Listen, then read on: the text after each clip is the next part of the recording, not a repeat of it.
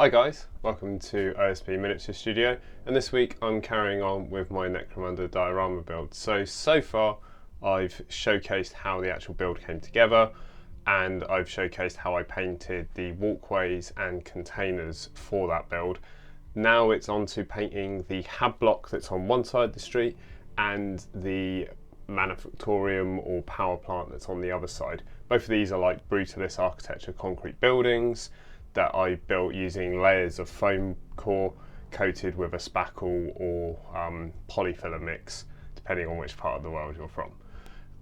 The tiles and pavements of the area are made up of zone Mortalis tiles that the walkways we painted last time along with the container will sit upon, and then in the middle I have a tarmacked road, and it's now just about getting the base colours down onto that so we can pull together all these terrain pieces. The last two bits to add after that will be some pipe work and some neon signage, and then we should be able to pull it all together with the painted gangers and enforcers. I'll make tutorials for those if people are interested. I'll probably make a final video in the end called Finishing Touches, showing how all of it's brought together to actually form the diorama. I may enter this for Armies on Parade. I'm not quite sure what I'm going to do with it yet. As regular viewers will know, this project has been languishing since 2020 lockdown, when I first came up with it and started putting it together, and this video series has just been a catalyst to encourage me to finish it. So I'm trying to get these videos out every 2 weeks, but this is a hobby, it's not a business, and videos will land when they land. So all of your support is much appreciated. For all of those of you that leave a comment or a like or subscribe or follow me on social media, I want you to know how much it means to me and helps infuse me to complete this project. So without further ado, let's kick off. So I've started with a Zenithal Prime in the airbrush booth on this, where I've used a grey Zenithal and then a white ink to bring out the areas that are subject to the most lights, below lights, or where I know there's going to be fire effects. Spoiler alert for the end diorama. I then give the entire base a washed down coat of a cheap acrylic paint in Payne's Grey. Payne's Grey is a very common artist colour. It's like a bluey, petrol-y grey. It's probably most closest to Dark Reaper from Citadel, I would say.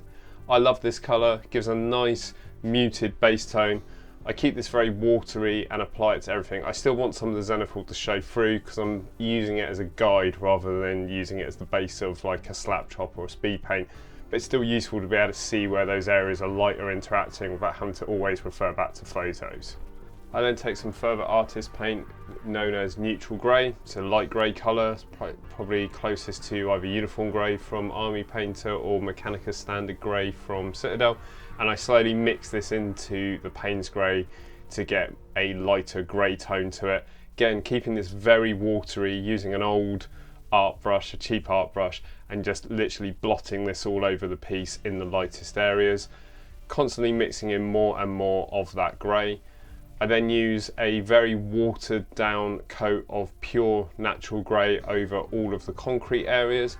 I do this while some of that previous layer is still quite wet. So effectively just wet blending this into the areas, pushing the darker elements into areas of shadow or battle damage where I have the rebar for the concrete exposed and around the vents. I then take a standard acrylic black paint and mix this in with some Payne's Grey.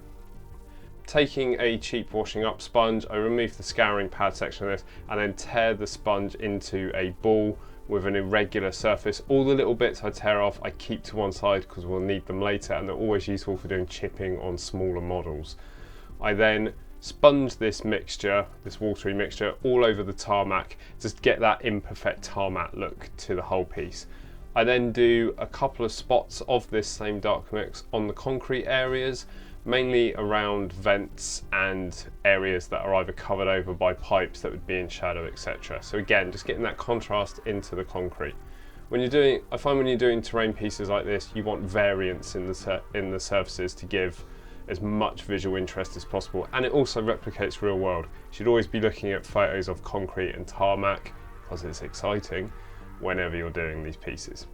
I next sponge on just some raw neutral grey and follow this up by mixing in some acrylic raw umber. This is a light brown colour. It's very common again in art shops. Can't remember where I got these paints from exactly, but it would have been somewhere cheap. And then mixing this 50-50 with the neutral grey, I go around and add this on. Now this may look odd on concrete to introduce this sandy colour, but cheaper concretes, if you ever look at buildings in your own cities, you'll see there can quite often be a sandy colour in there, and this is normally from very poorly mixed concrete. I say concrete's got a much cheaper ratio in it. Again, adding that texture and interest. I next take some white and black primers. The reason I'm using primers for these airbrush primers is because the paint is already thinned. I don't have to do anything with it. I take a flat brush and then I tap this against my hand to create little paint splats. I want little white dots and little black dots all over the concrete again, because again this simulates the little tiny stones that make up concrete. I give all of the metal parts of the diorama a coat of Dark Reaper. I actually use my own mixture for Dark Reaper, which is as follows. It's 1 part black airbrush paint, 1 part Army Painter Dark Sky airbrush paint to 3 parts Iron Wolf Army Painter airbrush paint.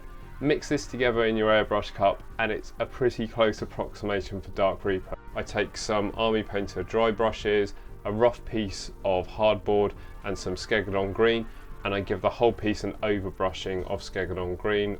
Next up, all the pieces get a coat of Vallejo Game Wash dipping formula. This is the black version of this. One thing to never do with this is to shake it. The agent inside, the lubricating agent inside that allows this to work as a wash, is quite soapy, and if you shake the bottle it will turn into a bubbly frothy mess. Always stir it with just a stick or an old paintbrush. I work my way around the roads, applying this along all the edges, so where areas are being shadow, like around the curbs and drains, and then anywhere where there's cracks. And then I apply this to all of the metal areas that are coated in the Dark Reaper, and then add weathering to the concrete around vents, battle damage, around the bottom of the piece, wherever water would sit and gather, and just to add a bit of grime and texture. Last up, all of the metal areas get a dry brush of Fenrisian Grey from Citadel. I use a large graduate mop brush for this. You could alternatively use a makeup brush. You just want a large soft brush. I created some decals using various fonts I found online. I'll leave a link to some in the description below, and I print these out and then lay them over the top of some very thin grey board and chipboard, and using a sharp scalpel cut various stencils ready for the next step. Next, all the central areas of the Zone Mortalis tiles that I want to be painted a creamy colour all get an overbrushing of Uniform Grey from Army Painter before getting a coat of Army Painter Speed Paint Pallid Bone. Once the pallid bone's dry, all these areas then get a wash of Army Painter Strong Tone. You could alternatively use Agate Surfshade. Next, I take my stencils and lay these on the areas of the road where I'm going to be using them. Anywhere I have a white marker, this first gets a coat of Army Painter Skeleton Bone, and I roughly, using an old dry brush, I dab this through the stencil to build up a rough texture. I don't want this perfectly painted, I want some of the tarmac still to grin through. And then I complete it with a similar stage using Army Painter Spaceship Exterior, which is probably closest to Celestial Grey from Citadel. I then go back to using the Army Painter Skeleton Bone, and with the same dry brushing technique of a Army Painter dry brush and hardboard, I give all of the cream areas an overbrush stipple of Skeleton Bone. Next up, I tape off some areas of my central metal barrier on the road using some Model Craft stencil airbrush tape, and then I, again using an old splayed dry brush, dab on some Spaceship Exterior to form white lining in the middle. Peeling this off is very satisfying because it leaves these very clear road markings. I'm very happy with how this turned out.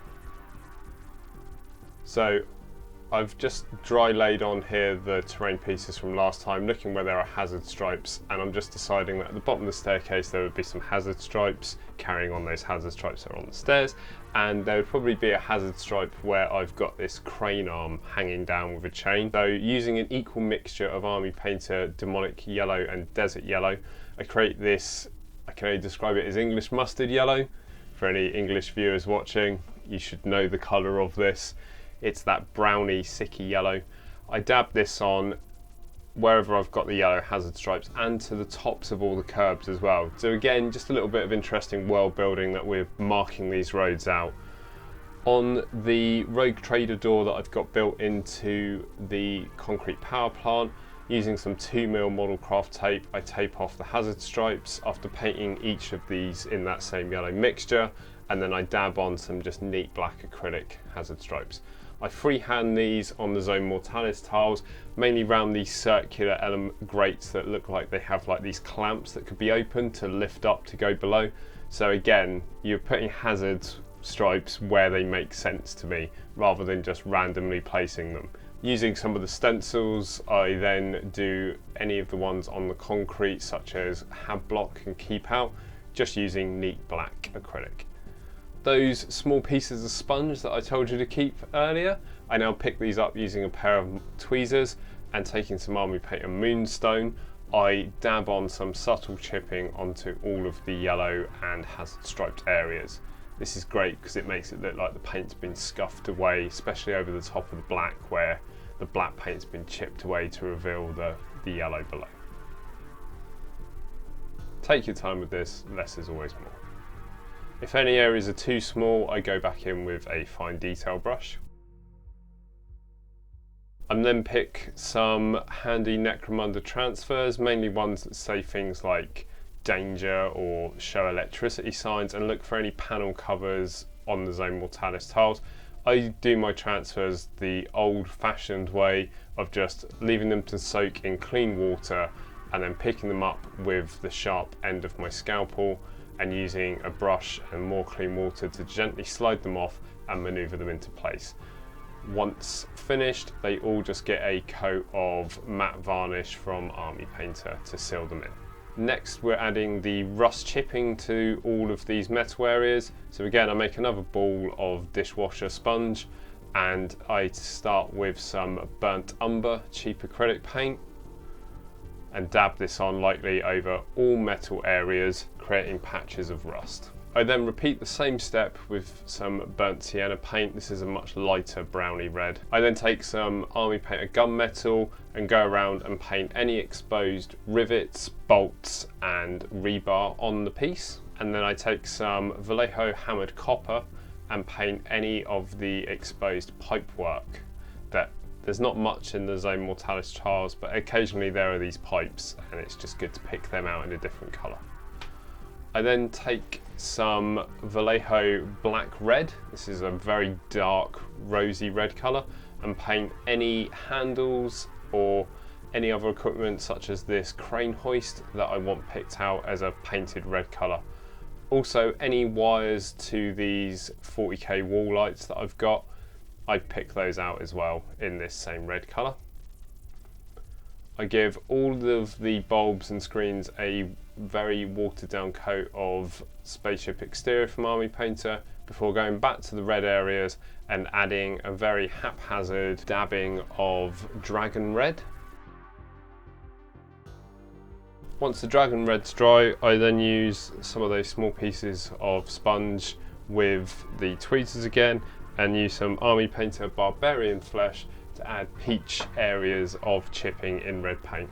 The whole piece was given a coat of satin varnish before mixing my own oil wash using some cheap oil Winsor Newton, burnt sienna, some ivory black and some Sanasaur odorless spirits. I prefer this over white spirit, say they're odorless.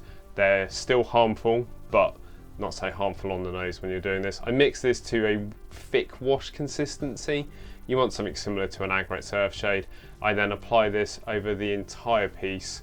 On the concrete, I start from the top and let this run down the piece as well to start adding in some streaks before I come in with my own sponge. And so including all the roads, everything got a coat of this, and I left it to dry for around 20 minutes. I then take some makeup sponges, some lip gloss brushes, which are also made of sponge, and some cut up pieces of microfiber cloth to come back in with some neat Sanasaur and start removing the excess oil wash to leave the grime. I go up and down on all of the vertical pieces, and I dab at all of the Zone Mortalis tiles with the makeup sponge. Any hard to reach areas I come in with the lip gloss sponge, and then I use the cut up pieces of microfiber cloth soaked in Sanasaur and wrung out to go over all of the flat areas such as the road. I come back in with some Green Stuff World liquid pigments in turquoise oxide, medium rust, light rust and orange rust. I start with the medium rust first and just put this on any exposed metal areas where rust would naturally gather, and then once this is dry I come back in with the lighter rust. While waiting for that to dry as well, any exposed brass areas I go over with the turquoise oxide before coming back in at the final stages with the orange rust.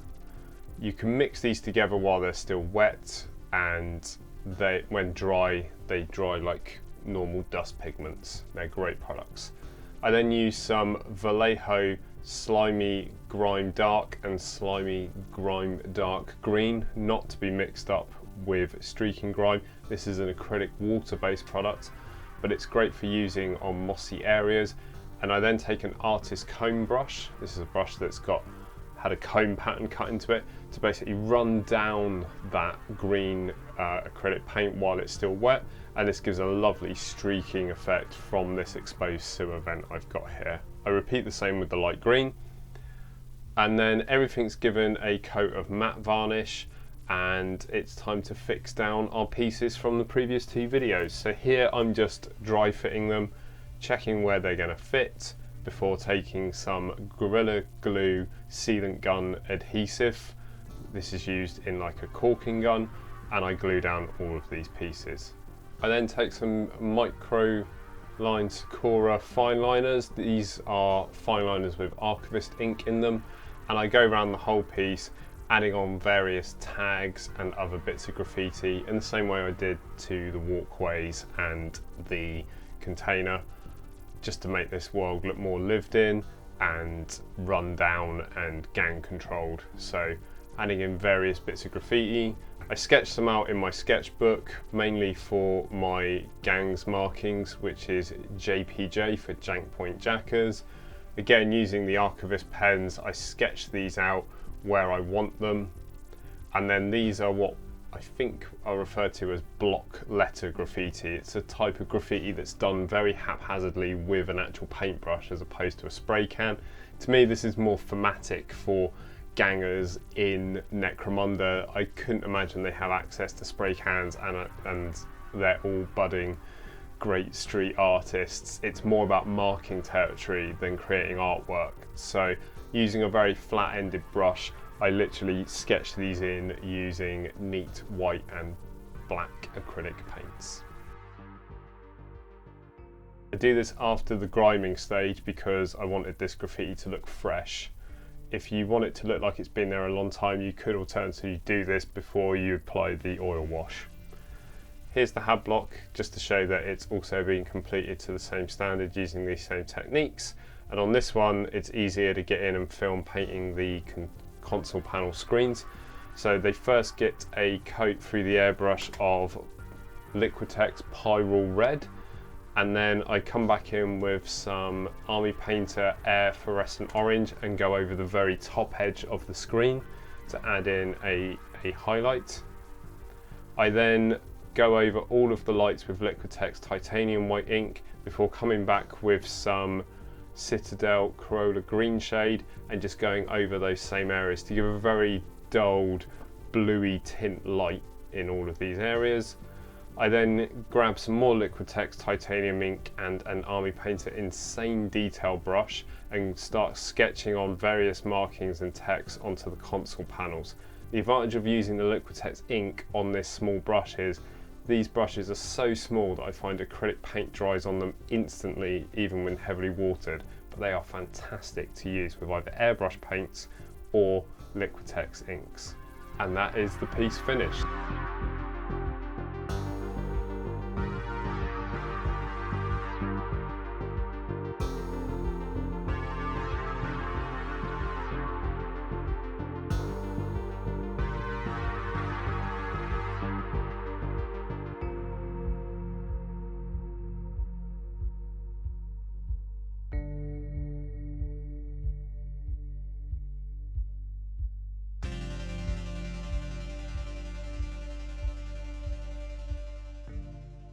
Guys, many thanks for watching to the end. If you are at the end of this video, my god, according to YouTube analytics, you're in like the top 3%. So, high five. Come on, give me a high five. No? Okay. Well, all that's left to say to you is you are a wonderful person who's definitely destined for hobby greatness. I hope to see you in the next video. Please, as I say, like, share, subscribe, and leave me a comment below, and I'll see you all next time. Take care.